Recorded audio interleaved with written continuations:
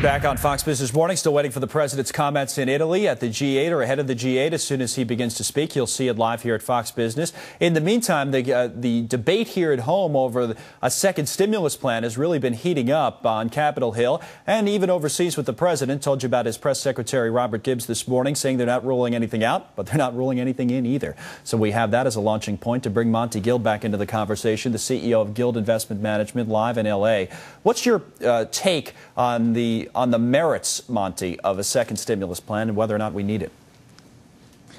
Well, Connell, we think that there will be a second stimulus plan because the politicians need to stimulate employment, but that's very difficult to do because the fractional reserve banking system, the banking system, is lending less and less. Businesses need money to grow, and they can't grow and hire people as the banking system is being restructured to be smaller. Right. As a result of that, there'll be a second and third and fourth stimulus package, whether they're merited on economics or not. Well, here's the thing. I mean, we've already had this first one in place, as you know, and a lot of it hasn't been paid out yet. Something like only 10% of the money's gone out. I mean, shouldn't we just wait and see, what the effect of that's going to be?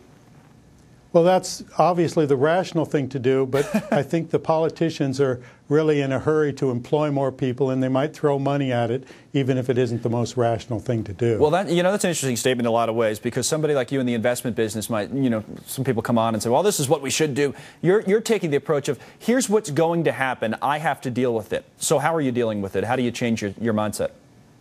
Precisely. We expect there to be big deficits, continuing big deficits, which is going to put pressure on the bond market, although we think interest rates could fall in the short run as fear of a deflation takes hold again.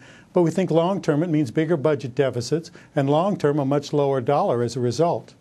And inflation, I mean, do you protect against that by buying TIPS, Treasury inflation protected securities, or something along those lines, or is that not the thinking yet?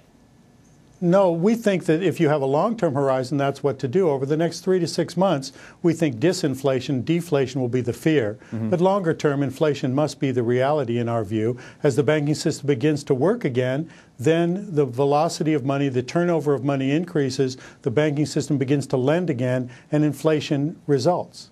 So it is interesting that you're making these assumptions that the stimulus plan will take place when the political realities in Washington, I'm not so sure how easy it's going to be to push this second one through. In other words, there seems to be a decent amount of opposition, even in the president's own party, or at least skepticism to doing another plan so quickly after the first.